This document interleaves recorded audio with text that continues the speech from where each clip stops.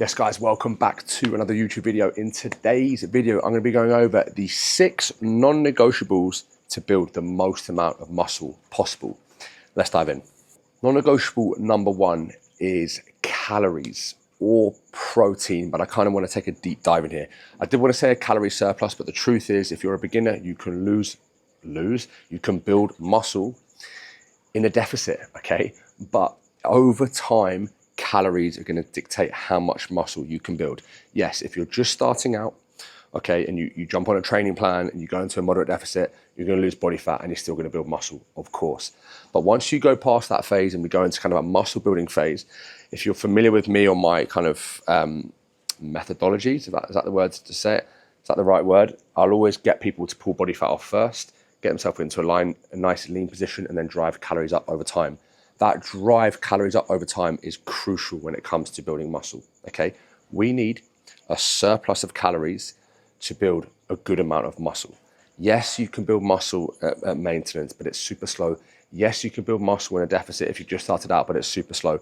If we're talking about really building tissue over time and building that complete physique, which you always hear me rave about, which is that beach-ready physique, good shoulders, good arms, good chest, six-pack, and all that good stuff, you are going to need to increase your calories over time.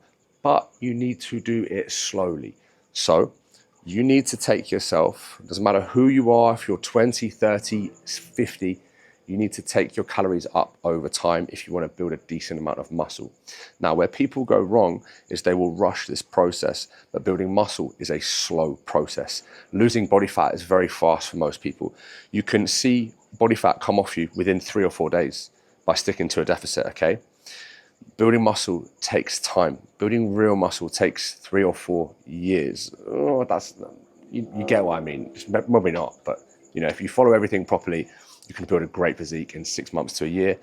But yeah. So when I say drive calories up over time, I'm not talking about protein. I'm talking about overall calories. I'll get into protein. We're talking about a very moderate surplus. If your maintenance calories are 2,500, 2,700 would be a surplus for you. But over time, as you get used to training, as you build more muscle, as you kind of, you will run into a brick wall here where you will no longer gain weight at 2,700 calories. Your body will kind of play catch up and your metabolism will play catch up and you'll almost create a new set point at that 2,700. This is a good thing. We want this. We want to drive calories up over time and maintain body weight over time. So when you do eventually go into a fat loss phase, you can do it from a higher amount of food, okay? That 2,700 eventually becomes 2,800 or 2,900. Eventually it becomes 3,000. And you push it as far as you need to push it. Some people, they have to take their calories to 3,500, 4,000. Some people, they can grow at 25, 26, 2,700. But as you're going into a muscle building phase, guys, we're talking about building real muscle. Of course we want protein, yeah? We know this. We know that we want around 1 gram per pound of body weight. About 32% of the people that watch these videos are American, only 18% from the UK. So I should probably start talking in pounds, but let's say 1 gram per pound of body weight, yeah? 2.2 grams per kg, right? Over time, as those calories come up, that protein doesn't go higher. So if you're at 2,500 calories and you're having 170, 180 grams of protein a day, when you're at 3,500 calories, you're not having 350 grams of protein. You're still at 170. So really, one of the main drivers in building muscle is carbohydrates. And a lot of people kind of don't want to admit that or hear it. They just think, oh, carbs make you fat. No. If you're at 170, 180 grams of protein, 50, 60, 70 grams of fat, as your calories go above 2,500, 3,000, 3,500 to 4,000, it's all coming from carbohydrates. You see 5, 6, 700 grams of carbohydrates. Carbohydrates will help you put on muscle. Protein stays consistent in the gaining phase, maintaining, fat loss, whatever you want to call it. But it's carbohydrates that are key when it comes to really building size, which people in the game know that, but a lot of people don't realize that. Okay, non-negotiable number 2 is training intensity. Now I'm going to kind of tie this in from training intensity to training to failure. Progressive overload is another one, so just wait for that. Training intensity. You can train 6 days a week, eat 3,000 calories a day, slam a mass gainer shake. If you train like a pussy, you will not build much muscle past a certain point. Of course, we have great genetics. Of course, you'll build some tissue along the way. But guys, you need to train with intensity. And that means training to or close to failure. Now, if you look at the course that I've linked below, I take a deep dive into all of this stuff. Training to failure, RPE, drop sets, supersets, compound lifts, all of that good stuff, okay? So if you want to learn more about this, I'll take a deep dive, grab my course. Now the plug's done, let's carry on. Had to do it, guys, I had to do it. If you were me, you'd do it too. Training intensity. That means pushing yourself hard in the set. If you are doing a set of bicep curls for 12 reps, it's very important. By 9 or 10, you are fucked. By 11, you're double fucked. By 12, your biceps are exhausted. You should be gone. Okay, you shouldn't be able to get 14 or 15. You should have only just got to 12. It should have been a struggle to get from 10 to 12. If you got to 12 when it was super easy, that is a warm-up set, take a minute or so, pick up the heavier set, and then let's start set 1. Yeah? So if I'm doing a set of curls, and this applies to any movement, a squat, a deadlift, a bench press, I'm just showing you a bicep curl because I'm standing in my video and I haven't got any weights. Okay? By 10, you should be really struggling. By 11, it should be brutal. Like you might have to sacrifice form just a little bit. And then by 12, we like literally just get it up, boom, exhausted. Now, if I was doing 20-pound dumbbells for that set of 12, there's no way I can take a minute and then just do 20-pound dumbbells for 12. Take a minute, 25 dumbbells for 12.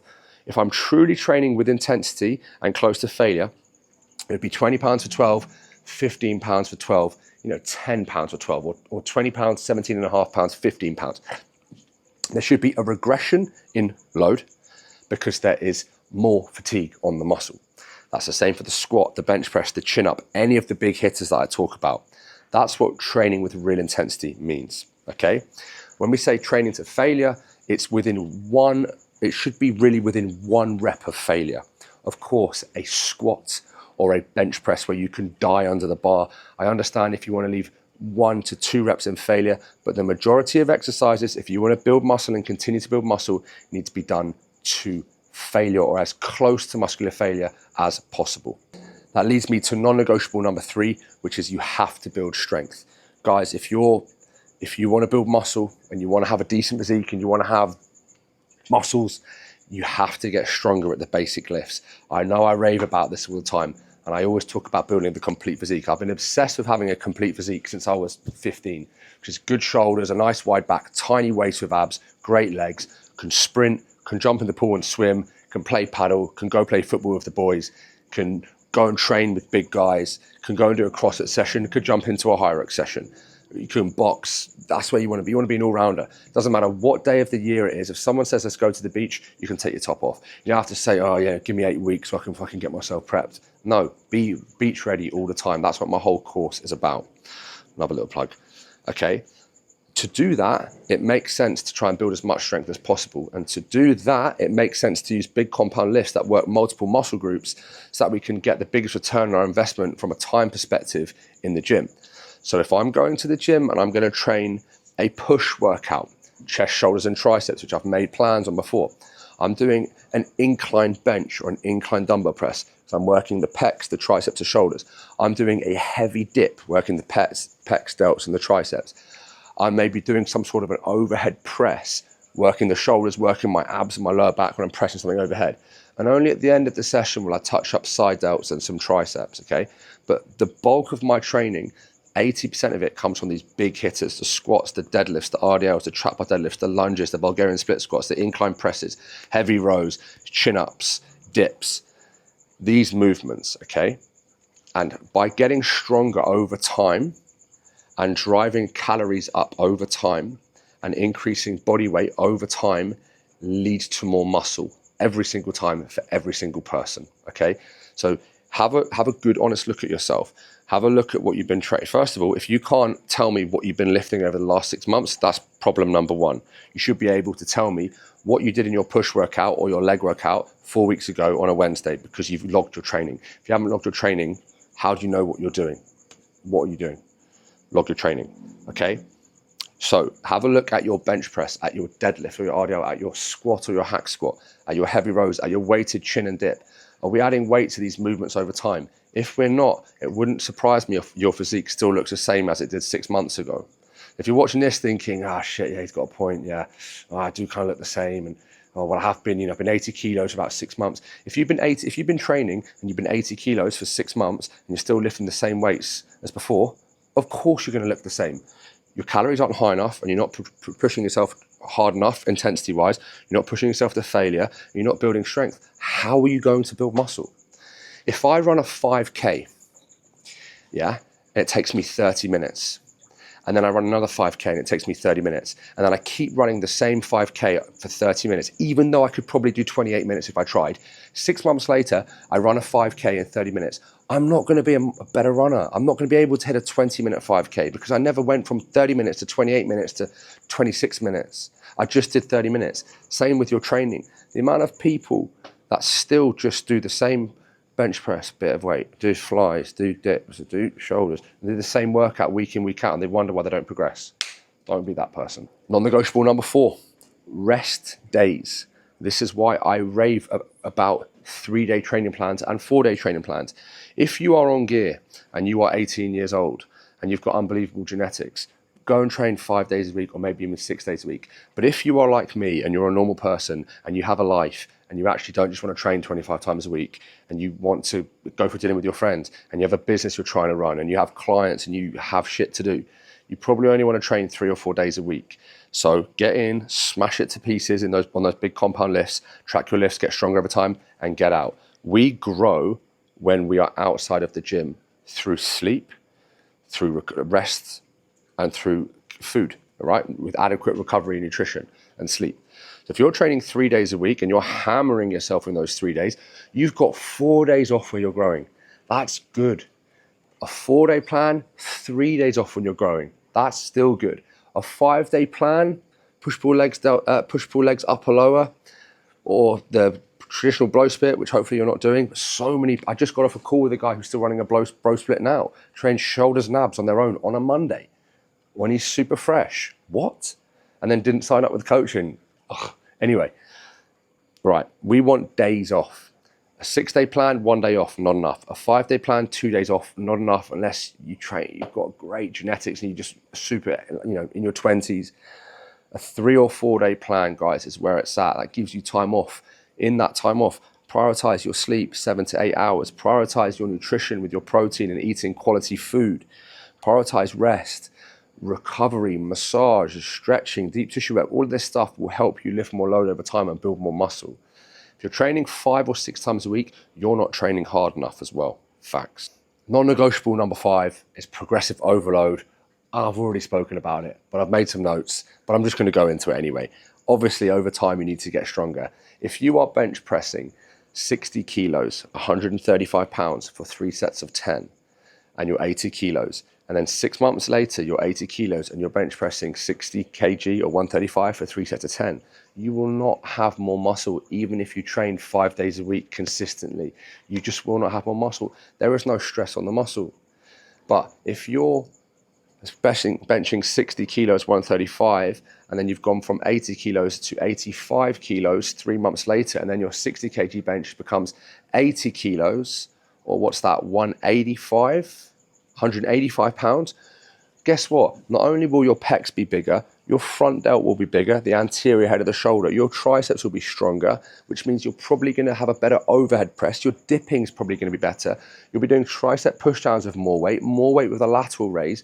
There's a huge compounding effect of getting stronger at these compound lifts that trickle into all the other accessory lifts. And an increase in calories over time, and an increase in body weight over time, and an increase in strength over time tends to lead to an increase in muscle over time. Please, if there's one thing you're going to take from this video, take that. And last but not least, non-negotiable number 6 is we want to have consistency. I like the word compounding consistency, which is just drilling something over and over again. This is why I like a 3 or a 4 day plan, because it's probably something you can stick to. Even if you're married with kids, you've got girl commitments, you've got family commitments, you've got a crazy job. We can all do 3 sessions a week in the gym, especially if one of them's on a Saturday. We can all do an hour on a Tuesday, an hour on a Thursday, an hour on a Saturday. We can all get it done. By committing and staying consistent for 6 months, 12 months, 18 months, progressing your lifts over time, you're going to enjoy your training more. You're going to enjoy a 3 or a 4 day split a lot more than a 5 or a 6 day split, because you're going to progress quicker. You have more time to actually live outside of the gym. You're going to get stronger over time. I think I've already said that. What's the other one? You're going to, I've forgotten it. Oh my God. But it's just obvious that you'll have a better life if you're not living in the gym. We want to progress our lifts. We want to be in the gym and out the gym.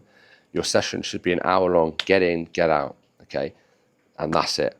And by doing this, you're going to enjoy your training more. If you enjoy your training more, you're going to stick to your training more. Just like your calories. If you're running a diet you hate, you're not going to stick to it. You're going to make progress. You're going to fall off. If you can't sustain the plan, you can't sustain the result. I hope you guys like this video. Give me a comment, subscribe. I'm getting way more comments on videos. I'm getting way more subscribers. I'm getting way more views. I'm getting 100,000 views a month at the moment. Loads of comments on these videos. Loads of you are buying the course. I appreciate it. I love making these videos. Coming to you from lovely Bali. See you in the next one.